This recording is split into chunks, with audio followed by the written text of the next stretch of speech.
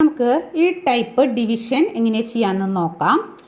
സാധാരണ രണ്ട് നമ്പറാണ് ഞാൻ ആദ്യം തന്നിരിക്കുന്നത്. 642 ഡിവൈഡഡ് ബൈ 2. അതിനുശേഷം തന്നിരിക്കുന്നത് ഡെസിമൽ പോയിന്റുകൾ ചേർത്തിട്ടുള്ള നമ്പറാണ്. നമ്പേഴ്സൊക്കെ സെയിം ആണ്, പോയിന്റിലാണ് വ്യത്യാസം വരുന്നത്. അപ്പോൾ ആൻസറിൽ പോയിന്റിൽ മാത്രമേ നമുക്ക് വ്യത്യാസം വരുള്ളൂ. അത് കാണിക്കാൻ വേണ്ടിയിട്ടാണ് ഞാൻ ആദ്യം നോർമൽ സാധാരണ രീതിയിലുള്ള സെയിം നമ്പർ തന്നത്. 642 ഡിവൈഡഡ് ബൈ 2. നമുക്ക് എല്ലാവർക്കും അറിയാം എങ്ങനെയാണ് അത് ഡിവൈഡ് ചെയ്യുക എന്നുള്ളത്. സാധാരണ രണ്ട് നോർമൽ നമ്പേഴ്സാണ്. 642 divided by 2. ആദ്യം അത് എഴുതാം. 2 6ൽ ഹൗ മെനി ടൈംസ്? 2ൻ്റെ ടേബിൾസ് ചെല്ലുക. 3 × 2 ആണല്ലോ 6. മൈനസ് ചെയ്തപ്പോൾ 0 കിട്ടി. തൊട്ടടുത്ത നമ്പർ ഇറക്കിയിട്ടു. 2 4ൽ ഹൗ മെനി ടൈംസ്? 2 ടൈംസ് ആണല്ലോ. 2 × 2 4. മൈനസ് ചെയ്തപ്പോൾ 0 കിട്ടി. തൊട്ടടുത്ത നമ്പർ ഇറക്കിയിട്ടു.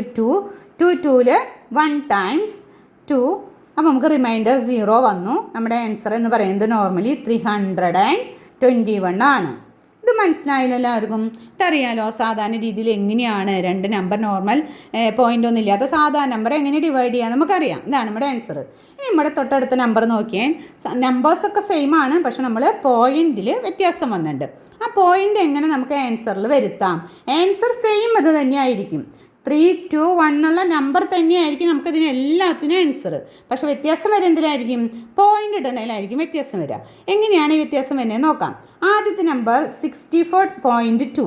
പോയിന്റ് കഴിഞ്ഞിട്ട് എത്ര പ്ലേസ് ഉണ്ട്?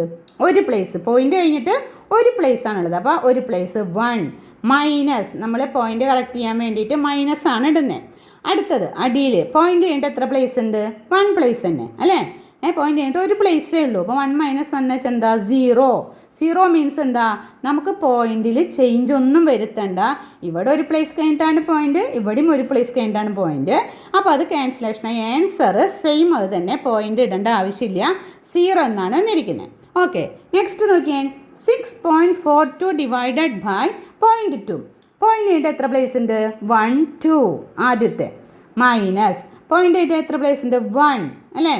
2 - 1 വെച്ചാൽ 1. 1 വെച്ചാൽ പോസിറ്റീവ് 1 എന്നാണ് അർത്ഥം. ആൻസർ നമ്മൾ പറഞ്ഞു എപ്പോഴും വരിക 3 to 1 ആണ്. പോയിന്റ് എങ്ങനെ വ്യത്യാസം വരും? 1. പോസിറ്റീവ് 1 വെച്ചാൽ എന്താ?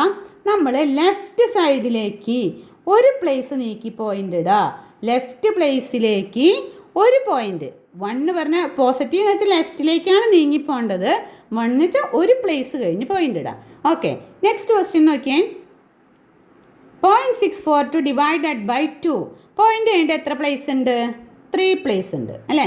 അടുത്തേലോ പോയിന്റ് ഇല്ല. അപ്പോൾ അതായത് 0. അപ്പോൾ എന്താ നമുക്ക് ആൻസർ വരുന്നത്? 3 എന്നാണ് നമുക്ക് ആൻസർ വരുന്നത്. മനസ്സിലായോ? ആൻസർ എപ്പോഴും എന്താന്ന് പറഞ്ഞാൽ നമ്മൾ 3 to 1 ആണ് നമ്മുടെ ആൻസർ എന്ന് പറഞ്ഞു. അപ്പോൾ 3 എന്നുള്ളത് പോസിറ്റീവാണ്. പോസിറ്റീവ് ആകുമ്പോൾ എങ്ങോട്ട് പോകാനാണ് പറഞ്ഞിരിക്കുന്നത്? എപ്പോഴും ലെഫ്റ്റിലേക്കാണ് പോകേണ്ടത്. എത്ര പ്ലേസ് പോകണം? 3 പ്ലേസ് പോകണം. 1 2 3. ആൻസർ വരെ എന്താണ്? 0.321. ഓക്കെ, ഇനി വേറൊരു ക്വസ്റ്റ്യൻ നോക്കിയാൽ 64.2 ഡിവൈഡഡ് ബൈ 0.02. ഈ കേസിൽ പോയിന്റ് കഴിഞ്ഞിട്ട് എത്ര പ്ലേസ് ഉണ്ട്? ഒരു പ്ലേസ് മൈനസ്. പോയിന്റ് കഴിഞ്ഞിട്ട് എത്ര പ്ലേസ് ഉണ്ട്? 1 2 പ്ലേസ് ഉണ്ട്. ഓക്കെ, 1 - 2 ആണ് കേട്ടോ. അതായത് 1ൽ നിന്ന് 2 ആണ് മൈനസ് ചെയ്യുന്നത്. അപ്പോൾ നമുക്ക് ആൻസർ വരെ എന്തായിരിക്കും?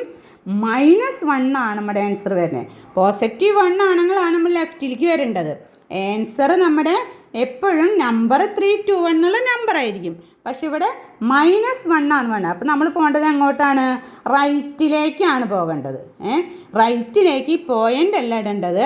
മൈനസ് എന്ന് പറയുമ്പോൾ 0 ആണ് ചേർക്കേണ്ടത്. എത്ര 0 ചേർക്കണം? ഒരു 0 റൈറ്റിൽ ചേർക്കുക. കിട്ടിയിരിക്കുന്ന ആൻസറിൻ്റെ റൈറ്റിൽ ഒരു 0 ചേർക്കുക. ഇതായിരിക്കും നമ്മുടെ ആൻസർ. മനസ്സിലായില്ലേ എങ്ങനെയാണ് പോയിൻ്റ് ഉള്ള നമ്പേഴ്സ് ഡിവൈഡ് ചെയ്യുമ്പോൾ ആൻസറിൽ പോയിൻ്റ് ഇടേണ്ടതെന്നുള്ളത്? Okay, thank you.